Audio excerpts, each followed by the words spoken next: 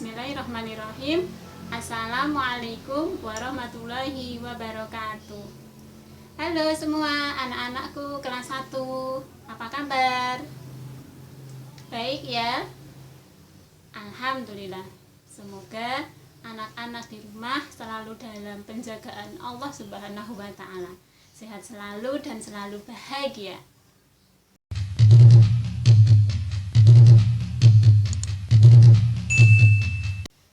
Bu Guru senang sekali kemarin melihat laporan belajar anak di rumah. Ada yang sudah membaca dengan lancar, ada yang tulisannya sudah rapi, dan anak-anak semangat untuk hadir di kelas online kita. Berikut Bu Isti tampilkan beberapa laporan anak yang menurut Bu Isti bagus, yang semoga ini menjadi penyemangat bagi anak-anak yang lain untuk terus semangat belajar walaupun dari rumah. Ini dia. Nabi Muhammad Shallallahu Alaihi Wasallam lahir di kota Mekah. Beliau lahir pada tanggal 12 Rabiul Awal. Nabi Muhammad Shallallahu Alaihi Wasallam. Beliau suka bermain sama anak kecil, main kuda-kudaan, main burung dari kayu, suka boncengin anak.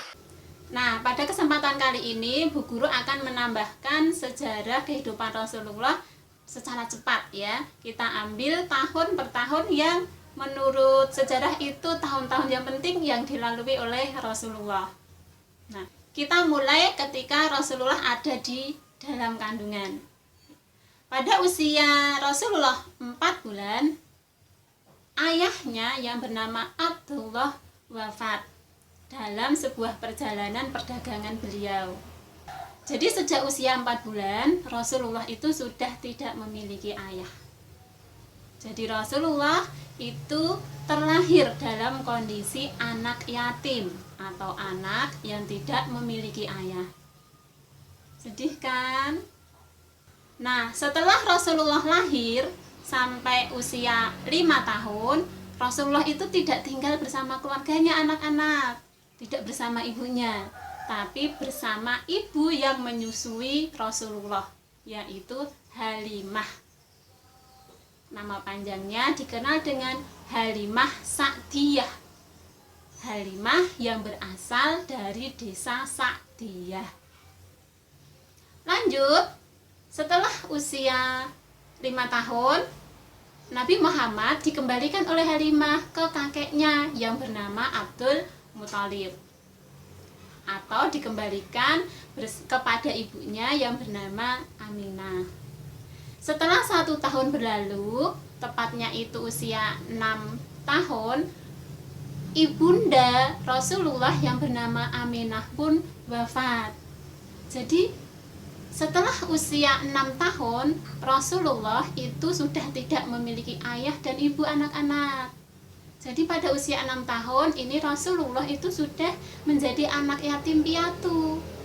Karena sudah tidak memiliki ayah dan ibu, Nabi Muhammad kemudian dibesarkan oleh kakeknya yang bernama Abdul Muthalib.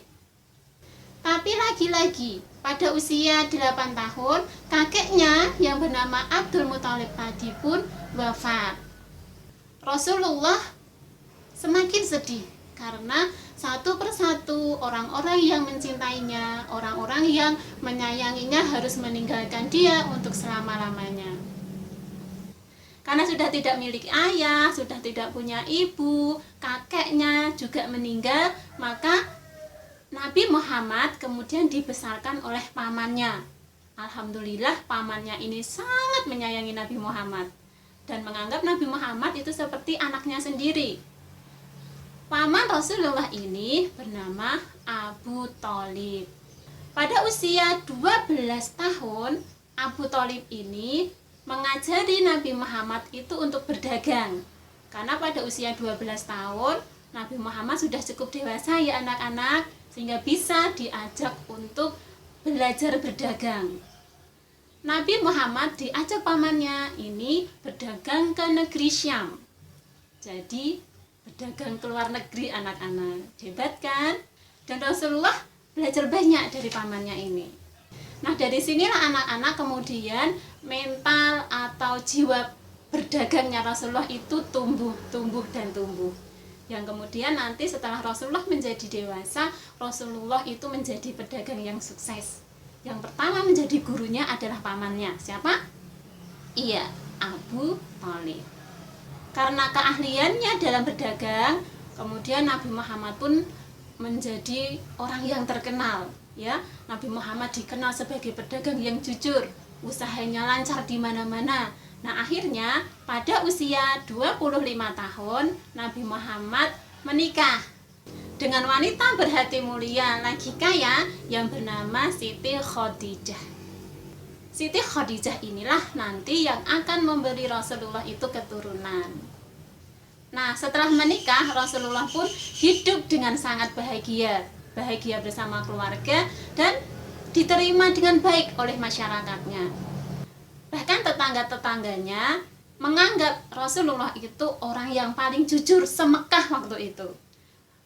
Tetangga-tetangganya memanggil Rasulullah itu dengan julukan Al-Amin, karena Rasulullah itu orang yang sangat terpercaya, orang yang sangat amanah, tidak pernah berbohong, menjalin silaturahim, suka menolong orang-orang yang kesusahan dan semuanya. Pada usia 40 tahun ada peristiwa besar yang tidak dilupakan oleh sejarah. Peristiwa luar biasa yang pada waktu itu tidak semua orang langsung percaya.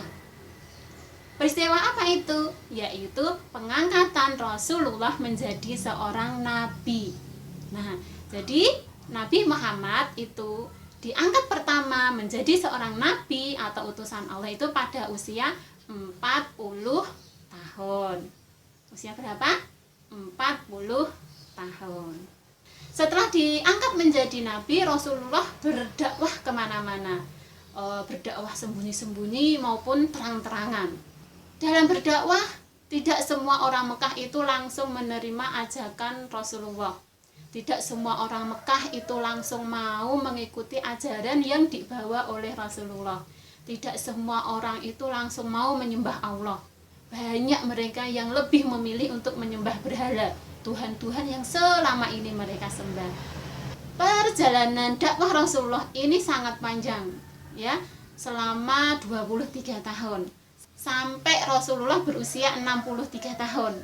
Pada usia 63 tahun, Allah memanggil Nabi Muhammad untuk selama-lamanya. Jadi Rasulullah itu wafat pada usia 63 tahun setelah memenangkan seluruh dakwah Islam di kota Mekah dan sekitarnya. Nah, demikian tadi anak-anak perjalanan singkat Rasulullah dari tahun ke tahun yang anak-anak wajib tahu. Sebenarnya banyak sirah Rasulullah yang harus kita pelajari, tapi kita belajarnya sedikit demi sedikit dulu. Nanti kita tambah dan nantinya itu bisa memahami seluruh kisah kehidupan Rasulullah sehingga kita bisa mengambil manfaat sebanyak-banyaknya. Nah, demikian saja ya anak-anak pertemuan kita hari ini. Kalau ada salah dan kurangnya Bu Guru mohon maaf. Oh iya, bagi anak-anak yang sudah menonton video ini, jangan lupa untuk like and subscribe ya, tombol tekannya ting. Semoga Bu Guru lebih semangat lagi membuat video-video selanjutnya. Bagi yang sudah, Bu Isti ucapkan terima kasih. Dan terakhir, Bu Guru tutup. Wassalamualaikum warahmatullahi wabarakatuh.